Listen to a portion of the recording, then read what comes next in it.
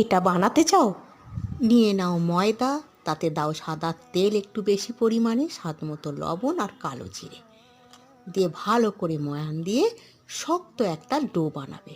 একেবারে জলটা দেবে না, অল্প অল্প করে দেবে, দিয়ে ডোটা যেন খুব শক্ত হয়, দিয়ে ভালো করে মেখে 10 মিনিটের জন্য একটু রেস্টে রাখো। বাইরে বৃষ্টি পড়ছে, তাই একটু চাও বসিয়ে দিলাম।